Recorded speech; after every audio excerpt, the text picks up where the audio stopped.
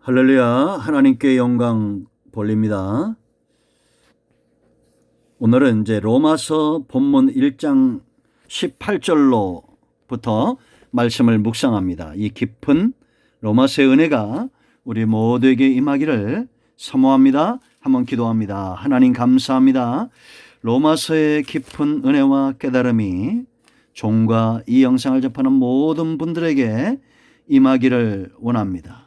하나님 친히 깨닫게 하시고 이 영상을 접하는 모든 죄 백성들 가운데 이 말씀 가운데 견고하게 서서 은혜와 복음의 통로가 되는 역사가 있게 하옵소서. 예수님의 이름으로 사모하며 축복하며 기도합니다. 아멘. 할렐루야. 자, 여러분, 우리가 복음이 어떤 것인가에 대해서 분명히 살펴봤습니다. 그러면 이제 진단이 필요합니다. 예수님을 믿어야만이 생명을 얻고 구원에 이르고 지옥 가지 않습니다. 간단한 겁니다. 그러나 얼마나 중요합니까? 지옥이 있고 천국이 있다면 우리는 반드시 천국에 가야 됩니다. 그런데 내가 죄인임을 깨닫지 못한다면, 특히나 이제 2장부터는 유대인들의 죄를 지적하고 있는데요. 요즘으로 말하면 먼저 믿은 교회 안에 또 죄인들이 있을 수 있습니다. 그런데 내가 죄인임을 알지 못한다면 복음 앞에 나오기를 거부할 겁니다. 그래서 바울은 이 죄인들을 진단하면서 핵심은 3장 10절입니다. 기록된 바 의인은 없나니 하나도 없으며 깨닫는 자도 없고 하나님을 찾는 자도 없다라고 말합니다. 그러니까 누구든지 이방이든지 유대인이든지 누구든지 다 죄인이고, 죄인이라는 것은 예수님이 그들에게 필요하다는 겁니다. 이제 먼저 이방인들의 죄를 진단하는데요. 우리가 2시간, 3시간에 걸쳐서 이 부분을 살펴봐야 됩니다. 왜냐? 이방인이란 것은 하나님이 없는 백성입니다. 그 중심에 우리가 예수님을 믿었다는 것은 성령의 전, 성령이 우리와 함께 하신다는 겁니다. 교인이 아닌 우린 성도입니다. 예수 믿는 순간 하나님의 전으로 지어져 가는 겁니다. 성령이 우리 안에 거하시는 겁니다. 고린도서 3장과 에베소 2장이에요. 성령의 전, 하나님의 전입니다. 그런데 여러분, 이방인들은 이런 복음을 거부하고 예수 믿기를 거부하고 예수를 믿지 않기 때문에 성령이 그들 안에 거하지 않는 겁니다. 이방인, 하나님이 없는 자들이에요. 이들의 죄는 어떤 것이냐? 18절 말씀 보세요. 하나님의 진노를 가져왔어요. 왜 그러면 하나님의 진노를 가져왔고 이 진노에서 피할 수밖에 없느냐? 피할 수 없느냐? 이 진노를. 자, 18절 여러분들이 본문 말씀을 잘 묵상하시기 바랍니다. 이제 성경을 읽으면 시간이 많이 가기 때문에 말씀을 전하면서 이 말씀들을 우리가 읽어볼 것이고, 여러분들은 시간 날 때마다 이제 로마서를 묵상하시면 됩니다. 자, 하나님의 진노를 가져온 죄가 18절에 있어요. 하나님의 진노가 그랬습니다. 진노가 어떻게 했다는 거죠? 불의로 진리를 막는 사람들의 모든 경건하지 않음과 불의에 대하여 하늘로부터 나타나나니, 다시 말하면 진리를 막았기 때문에 하나님의 진노가 왔다는 겁니다. 그러면 하나님은 진리를 우리 가운데 나타내셔야 돼요. 이 진리는 뭐냐? 제일 먼저는 예수 그리스도입니다. 예수 그리스도가 진리예요. 왜냐하면 천국 가는 길이고 구원의 길이고 생명의 길이고 우리가 꼴을 얻는, 은혜를 얻는, 구원받아 이후에 우리의 생명이 더 부유해지는 모든 영적인 양식들이 예수님을 통해서 오고, 이제 예수님이 이 땅에서 십자가를 지셨으므로 저와 여러분을 바라보실 때, 믿는 자들을 바라보실 때 하나님은 예수님 안에서 우리를 본다는 겁니다. 이게 축복입니다. 그리고 또 하나, 진리는 20절에 있습니다. 창세부터 하나님은 그 보이지 아니하는 것들, 곧 그 영원하신 능력과 신성이 그가 만드신 만물에 분명히 보여져 알려졌다라고 말합니다. 하나님은 하나님의 신성, 능력과 신성이, 진리, 하나님의 계시의 말씀들을 온 만물 가운데 분명히 나타내셔야 합니다. 왜냐? 그 이유가 있어요. 20절 하반절 말씀입니까? 그러므로 그들이 핑계하지 못한다. 나는 몰랐어요. 장차 심판대 앞에서 나는 예수님 믿어야 구원받는 걸 몰랐어요. 핑계할 수 없습니다. 왜냐, 불 한 폭이 공중의 새 하나에도 하나님의 섭리와 하나님의 역사심과 하나님의 그 능력과 신성이 보여진다는 겁니다. 그리고 하나님이 이렇게 사람들에게, 이 땅에 있는 모든 사람들에게 진리를 계시하고 능력과 신성을 계시하는 두 번째 이유가 있습니다. 첫째는 핑계하지 못하도록, 두 번째는 21절에 하나님이 영광스럽게 되기를 원했던 거예요. 그런데 이들이 하나님을 영광스럽게 안 했습니다. 왜냐? 21절 말씀 보면 그들의 생각이 허망하여지고 미련한 마음이 어두워졌다는 겁니다. 그러니까 이방인들은 진리를 거부했는데, 진리가 뭔가 분명히 얘기했죠. 예수 그리스도가 진리고 모든 만물 가운데 분명히 보여지는 능력과 신성이 진리예요. 그런데 이 진리를 거부한 이유가 뭐라고요? 그들의 생각이 허망해지고 미련한 마음이 어두워졌다는 겁니다. 이게 욕입니다. 욕. 하나님이 지금 욕하시는 거예요. 너희는 허망한 존재고 너희는 미련퉁이라는 겁니다. 그럼 이제 우리가 깨달아 알 것은, 무엇이 이들로 하여금 이렇게 진리를 거부하게 할 만큼 그 중심, 그 마음을 어둡게 했냐라는 겁니다. 지금도 이건 마찬가지입니다.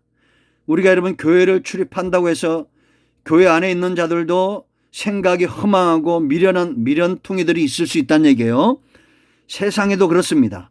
왜냐? 이렇게 우리를 영적으로 미련하게 하고 허망하게 하는 그렇게 되는 요인들이 있어요. 그 첫째가 18절에 있습니다. 자, 하나님의 진노가 불의로 진리를 막는 자. 불의입니다. 불의. 불의에 빠져 있으면 그 생각이 허망해지고 미련퉁이가 돼서 진리를 분별하지 못한다라는 겁니다. 이방인들의 마음을 어둡게 한 첫 번째 바로 불의예요. 불법한 행실이 하나님의 진리를 막는 이 마음을 둔하게 만든다라는 겁니다. 여러분, 성경에 보면 이런 자들이 많죠. 아브라함의 조카 롯과 같습니다. 소돔과 고모라의 불법한 행실을 보고 심령이 상했어요. 베드로후서 2장 7절로 8절입니다. 그 심령이 병든 겁니다.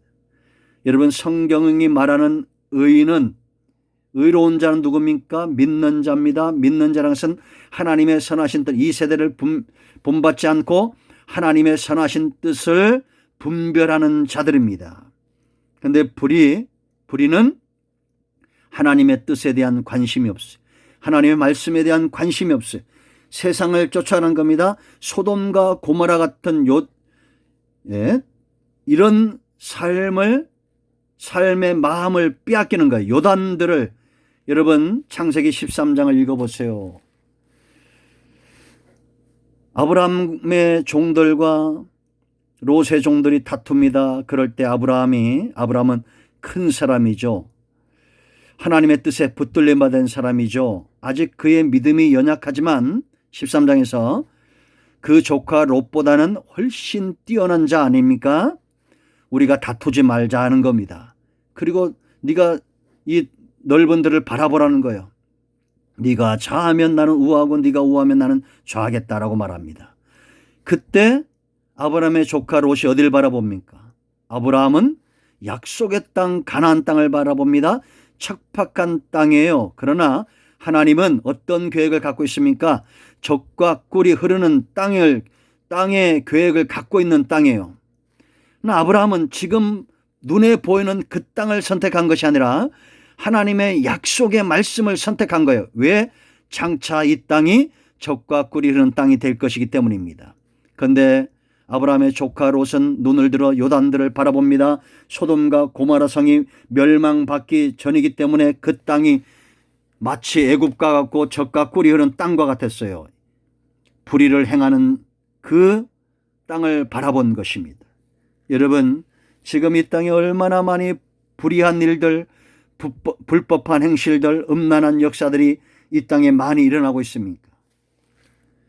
그곳을 바라보는 자들이 있습니다. 여러분, 우리는 약속의 말씀들을 바라봐야 됩니다. 아브라함이 온전합니까? 온전치 않습니다. 그래도 넘어지고 일어나고 다시 일어나고 하나님의 말씀을 쫓아 가는 자들이, 믿는 자들이 의로운 자들이에요. 하나님의 말씀을 무시하고 믿지 않는 자들이 불의한 자들입니다.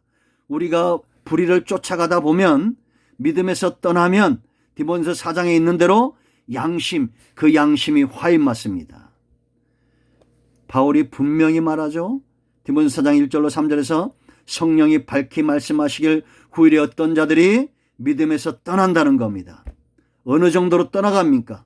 귀신에게 속아서, 사탄에게 속아서 그 양심이 화인 맞을 때까지 떠나간다는 겁니다. 성도는 하나님의 말씀 가운데 깨어 있어야 됩니다. 우리는. 아니면 마음이 허망해지고 나중에는 미련퉁이가 되고 마음이 병들어서 이제는 기도해야 되겠다는 감동도 사라집니다. 말씀을 읽어야 되겠다는 감동도 사라집니다. 은혜를 받아야겠다는 감동도 사라집니다. 주일 예배를 사모하는 마음도 사라지고 예배 중심, 말씀 중심, 성령 중심의 삶에서 멀어집니다. 세상 향락에 빠지는 거요, 불입니다. 여러분, 정신 차리고 근신하고 깨어 다시 일어나십시오. 불의에서 돌이켜야 됩니다. 아니면 이방인들처럼 허망한 생각의 노예가 되고 미련한 마음의 노예가 되는 거예요. 깨어나기를 축복합니다. 오늘은 여기까지 합니다. 우리는 말씀을 쫓아 우리의 생각이 날마다 새로워져야 되고, 날마다 기름진 음식보다도 주의 말씀을 사모해야 됩니다. 기도합니다. 하나님, 우리의 생각들이, 우리의 마음이 둔하여지지 않기를 원합니다. 하나님이 기뻐하는 삶 가운데 늘 있게 하시고 주님이 기뻐하신 삶을 쫓아가는 은혜가 있게 하옵소서. 말씀 가운데 섬으로 믿음에 서서 믿음의 조상 아브라함의 길을 걷는, 아브라함에게서 이삭이 나오는 것처럼 우리의 삶 가운데도 그처럼 생명의 대를 잇는 은혜가 있기를 원합니다. 예수님의 이름으로 사모하며 기도합니다. 아멘. 이제 선포합니다. 여러분 가운데 있는 모든 어둠의 세력들, 우리의 생각을 허망하게 하고 미련스럽게 하는 이 모든 것들에게서 노임받기를 예수님의 이름으로 선포합니다. 병든 자는 치유되고 상한 마음들은 회복되어지고 주의 은혜가 임하여 이 코로나19 가운데서도 승리하기를 축복합니다. 예수님의 이름으로 축복합니다. 아멘.